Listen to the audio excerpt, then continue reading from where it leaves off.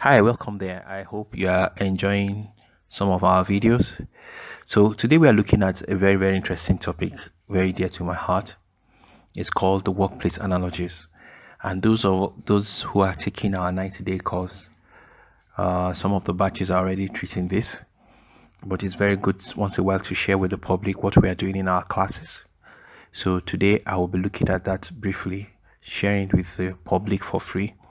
One of the topics we are treating at the Employment University. So without wasting so much of your time, I'll just go on straight to the next slide. So basically, analogies are talking about a relationship. You need to not note that, and between two things, and these two things have two things in common. They have some similar characteristics and they have some dissimilar characteristics. So basically, it's a comparison.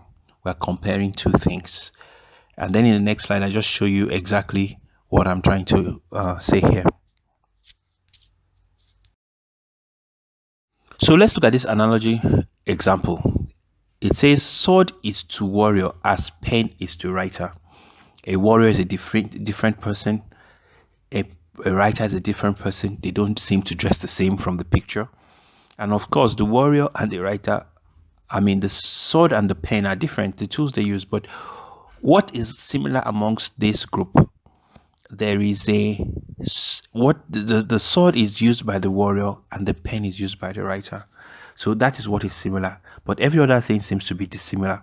So the key of this key lesson about analogy is that it uses two different things to explain a similarity. So we know what a pen, we can understand what a pen will do in the hand of a writer when we understand what a sword will do in the hand of a warrior. So they are both tools, more or less, basically. So that is basically the illustration of analogy. Now, in the next slide, I just try and explain to you exactly how that applies to the workplace. One of the analogies we would use in the workplace. So it's the Valentine session or season. I'm not saying it exactly, but in a few weeks down the line to be Valentine again. But it's so interesting to see that in typical boy-girl relationships, we could draw a lot of parallels, a lot of examples, a lot of analogies with the employer-employee relationship. It's very interesting. And that is what we want to do in this particular video. We want to just take you straight to the point, show you in ways, many ways in which a boy-girl relationship can be likened to a traditional employer-employee relationship. So, but before we do that, we need to set some perspectives on ground. Otherwise, we get sidetracked. Boy-girl relationships are very sensitive things. We have feminists amongst us. We have various kinds of people who see it from various perspectives. But to make us focus, let's stick to the traditional models. And traditional models basically, is the ancient old school way, if you permit me, of saying that relationships ought to end in marriage. When a guy likes a girl, he goes after her and he wants her hand in marriage and all the process of wooing her. So we're looking traditionally. Now, in modern days, some of these things I'm about to share have changed. But if you look at it from traditional perspectives, then we'll understand this. Secondly, I want you to understand that we may break some of those traditions also. So for us to understand, we may break some of the traditions also. And then, yes, thirdly, I said that the employer and employee look like a boy-girl relationship. I'm not trying to say the employer must be a man or male and the employee must be female. We may have female employers relating with their male employees. It's the same principle I want to apply.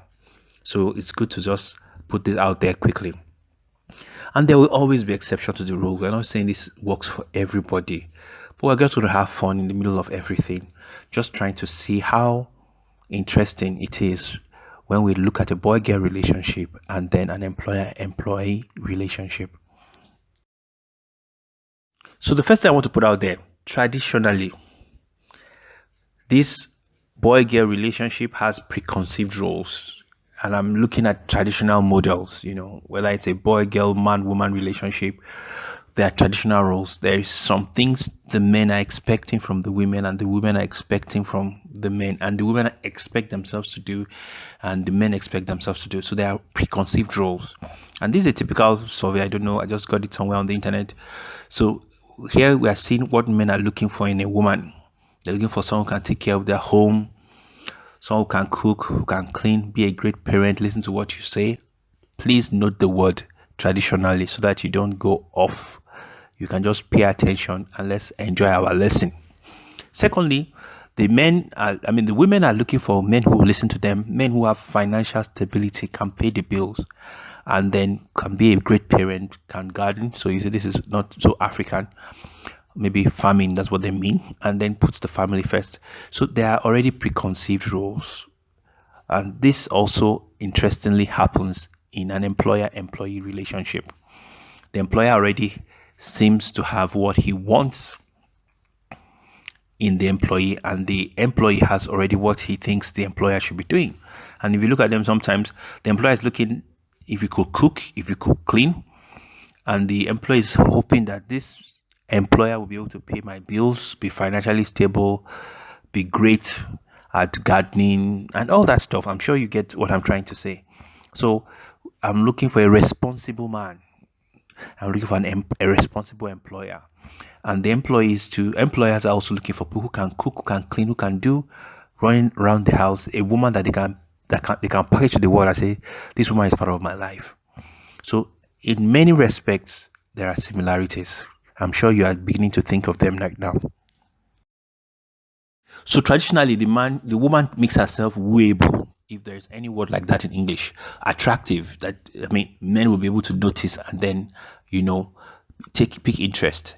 And in many ways, employees or would-be employees try to do this. They try to make sure that they are marketable. People can see them. They package their CV well. They try and make sure that in an interview, they are trying to be at their very, very best. So in many ways, a woman tries to be attractive or call the attention of a man. In so many ways, would-be employees to want to do that. They want to be attractive to very nice companies, if I may say.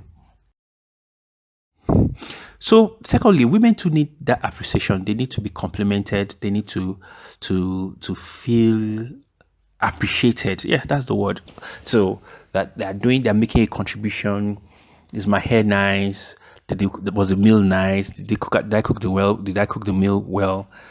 Did I clean was my cleaning okay? So all these things are natural needs of a woman, and sincerely too, they're also natural needs of employees.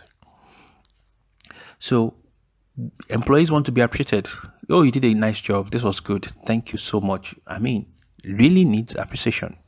So these are things that really I've talked with many employees before, and I'm sure if you are one, you know that this is one thing that every woman in the workplace needs. And by that, I mean employees. So traditionally also, the man is the seeker or the initiator of the relationship. He usually makes the first move. Now we have seen where women propose. That's why I use the word traditionally over and over again. But traditionally, we're just used to that, the fact that it's the man that goes out to seek. And that's what happens actually in the real employment or workplace analogies.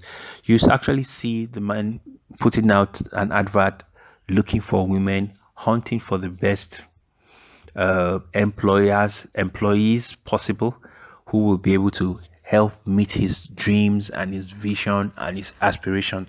So they go out looking for for the best hand that they can get. So they are the seekers, and that's what we find in most employers today. Most employers are always on the lookout for very, very good employees. So, traditionally, some men, there's a quote here, there are 3 jobs of a man: provider, protector, and teacher. And usually, employees are looking forward to that in an employer. They're looking for someone who will provide for them, who will protect them, protect their interests, and who will teach them. So it's so similar. when you begin to look at all these analogies between a man and a girl and an employee and an employer. So I hope you're getting something. We're going somewhere.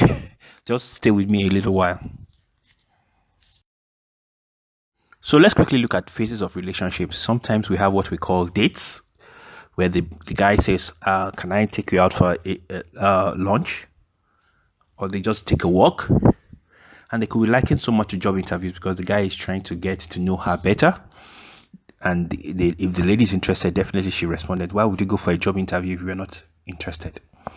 So it's a two-way street, but it's likened to a job interview, whether they would rhyme. You could go for a job interview and say, wow, it was so horrible, I don't think I really want to even proceed with the aptitude test. Or no, you go for the aptitude test and say, oh, I don't think the way they are so organized or disorganized, I want to continue. So in those respects, you could compare a date to a job interview or an aptitude test.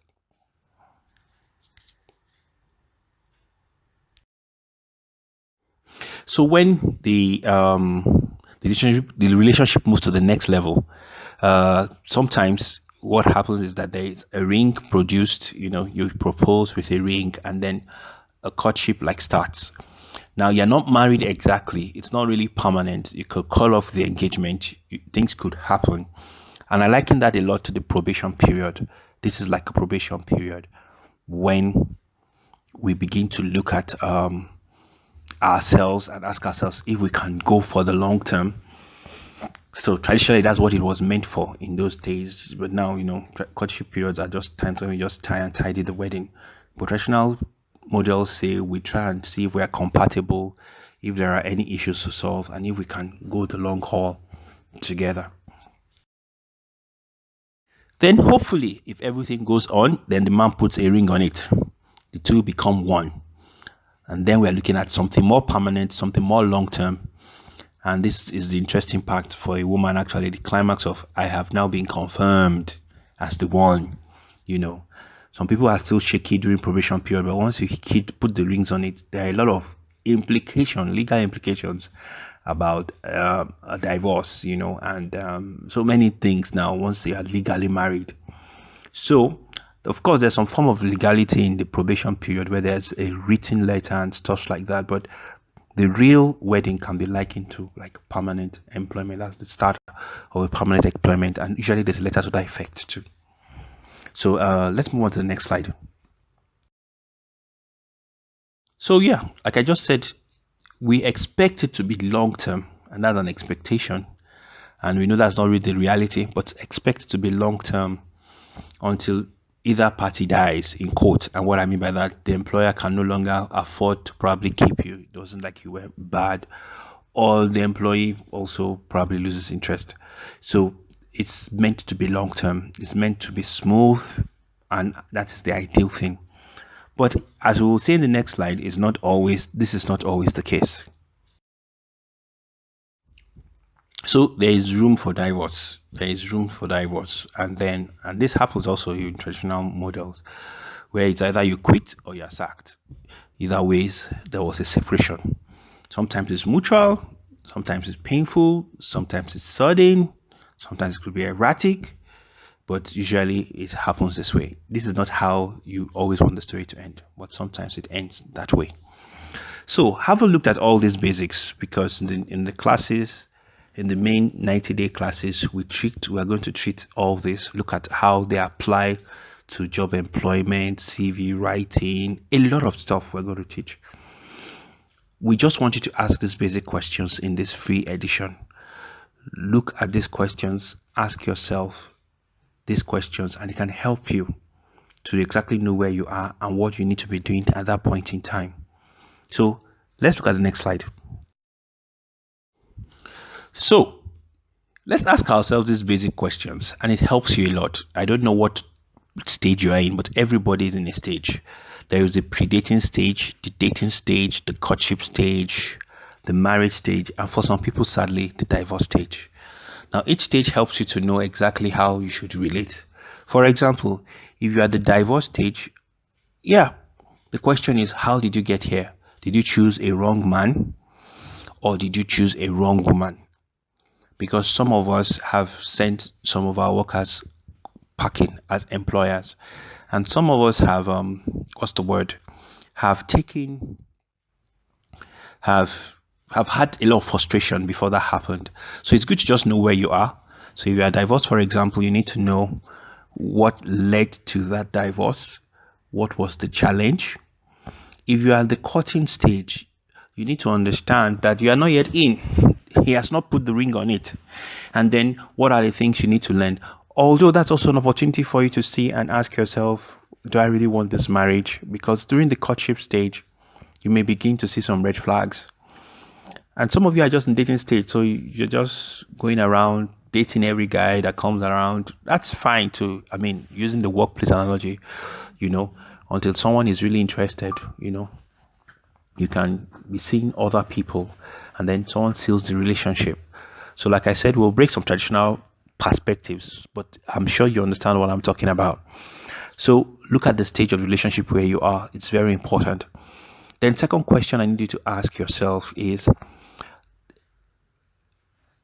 what do I have what it takes to be the good man or woman in relationship? Do I have what it takes to be a good employer? Will I really be able to care for this person? Will I really be able to sensitive to their needs? And then if you're a good woman in the relationship, will I be able to clean very well? Will I be able to cook very well? Will I be able to hit my targets, meet the deadlines? Because what I have realized with humans generally, we are all naturally selfish. We are looking for a good girl in the relationship, but we are very bad men. And sometimes we're looking for a good man in the relationship, but we're a very bad woman. So it should be reciprocal. We should find ways to attract good. I know that they say opposite attracts, but you can find a good man as a good woman. And as a good woman, as a good man, you can find a good woman. So either way, it's the first question is looking at the man in the mirror, in the words of Michael Jackson, asking him to change his ways. Do I have what it takes, and what are the gaps? Because as you prepare yourself to be a good spouse, there is somebody looking for you already. So most of the time, it takes you to first work on yourself. Do I have what it takes to be attractive in the market? And then the third very important question that it needs to always be asked sometimes is that relationships are abusive. We have some employers that are just basically tax masters, slave masters. They are just could be likened to a man who is hitting his wife, dragging her on the ground, dragging her hair on the ground. So they are abusive ones. And it also goes the other way around, where a man is betrayed by the very people that he employed, stabbed in the back, poisoned by his wife. So they have been hurt. But what are the lessons we can learn? How can we avoid abusive relationships when it comes to the workplace? So these are the things I want you to think about. I hope I've not been able to speak in parables. I hope it's very clear what I'm trying to say. Every time you are going for a job interview, you are going for a date. Are you ready? And then the man is looking for someone who can cook and clean. Can you do that? Can you do that spreadsheet? And the emphasis on skills. We say it at the University of Employment, that skill is very critical. Skill is very, very critical. And the employer is looking for that, someone who can cook and clean. But as the employer, in the days to come, those of you who want to go self-employment, will you be able to take care of a woman? So sometimes you may have to go single until you are able to really take care of a woman. Some of you are self-employed and employing other staff, but you can't even take care of yourself and you want to take care of another person. These are the things you need to talk about. And there are dynamics. I've known some men and women who, struggle together, to build a relationship. And then, the fruits of the relationship that you call children or whatever could just be the products. You have wonderful products, amazing products. If we begin to look at the workplace with this kind of eye, and everybody is fair and just, I'm sure we would have a vibrant workplace. We will see opportunities. So there are so many things to learn in this particular series that we are taking, and it's part of a 90-day class. If you are very interested in doing this, what we are doing right now is the first 21 days is free of our 90-day cost. It costs about 3,000 naira, But the first 21 days, you can attend the class for free, and we'll put in from time to time free videos from the 90-day course. This is just this is 1 day's course. This is 1 day's class that we're sharing. But we also know that some people can't afford it right now. They are not the best people to be charging. But we have understood that if we make everything free, people will never appreciate it. We have done a lot of free stuff that ended up in the dustbin. Nobody listened to them, and they still had the same problems. So we're pleading with you. Go apply these rules. Let's see how it improves your situation and your finances. And if you have opportunity, I really personally recommend the 90-day course. It takes 3,000 naira out of your pocket, far more than what you have spent in school. And these things, they don't teach you in school. So apply these questions, see how you can improve on yourself, and then we'll see you when we see. If you have questions, please take time to ask, and then we'll see how we can answer as many as possible. Till we hear from you again, please stay blessed, stay focused. There is opportunity out there. You only need to keep your eyes open. Thank you so much.